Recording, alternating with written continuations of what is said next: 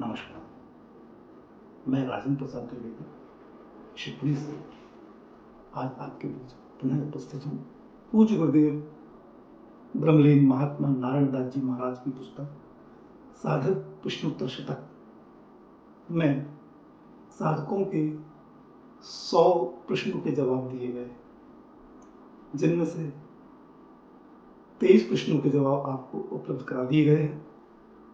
अब आगे के प्रश्नों के जवाब आज लेकर मैं आपके सामने हूं,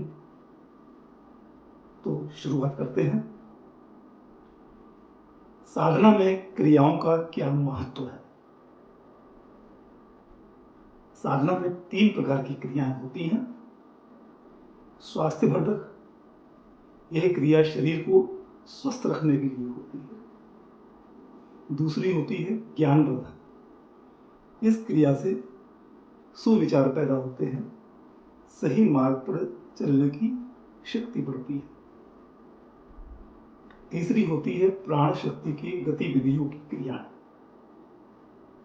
इसमें साधना के दौरान प्राण शक्ति की क्या गतिविधियां होती हैं, इस संबंध में जानकारी मिलती है। वैसे साधना में कौन कौन सी क्रियाएं हो रही हैं, इनमें अपन को ध्यान नहीं देना चाहिए। अगला प्रश्न है, शुभ व अशुभ कर्म साधक की दृष्टि में क्या महत्व रखते हैं? साधक के लिए वास्तव में शुभ और अशुभ कुछ भी नहीं होता।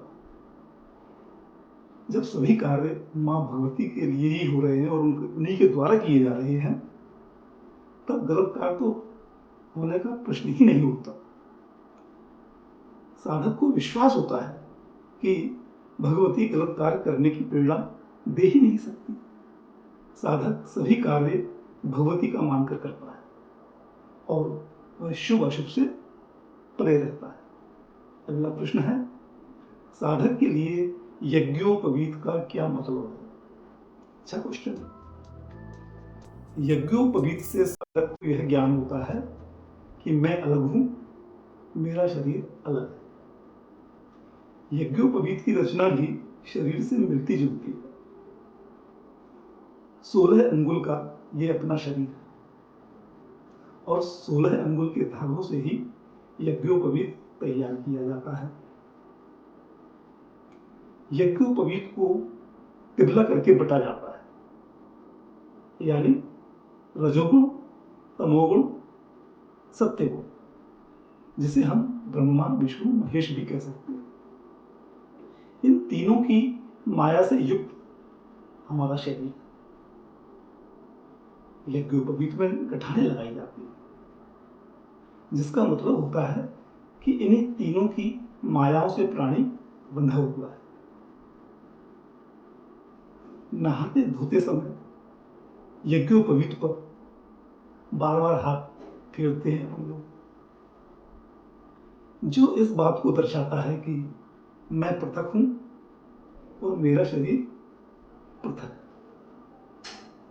समय आने पर हम यज्ञोपवीत को बदलकर दूसरा धारण करते हैं, जो यह दर्शाता है कि मानव समय आने पर अपना शरीर बदल देता है और दूसरा शरीर धारण करता है।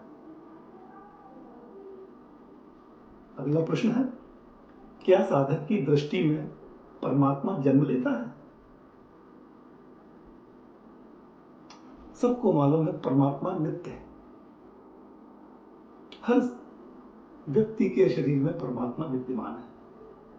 हाँ, जब तमोगुण अधिक बढ़ जाता है, तब उसे दबाने के लिए सत्वगुण अधिक मात्रा में होना चाहिए।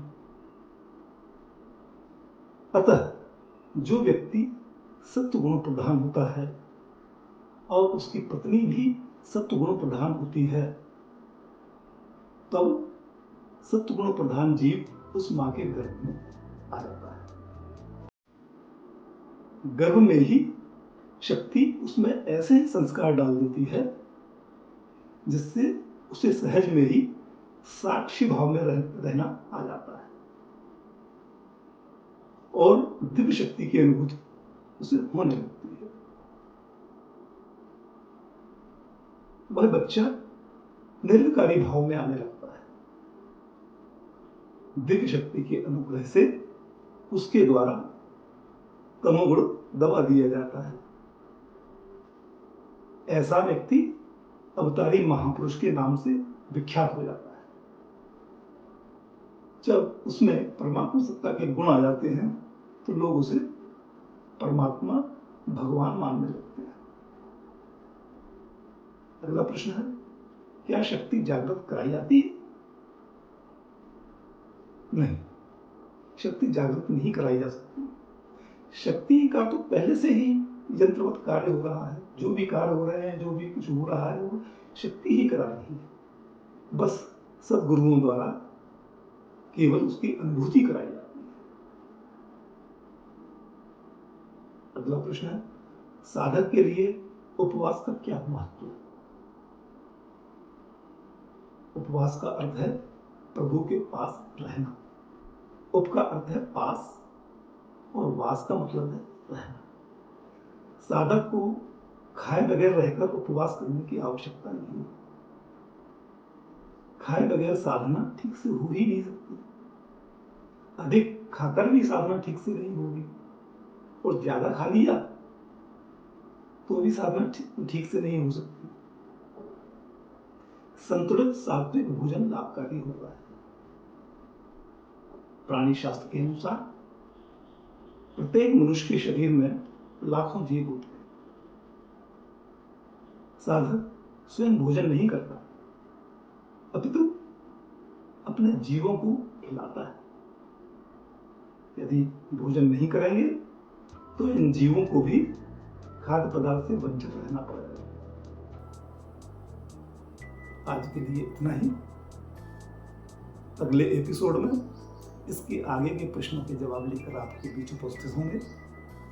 तब तक के लिए जय सिया राम।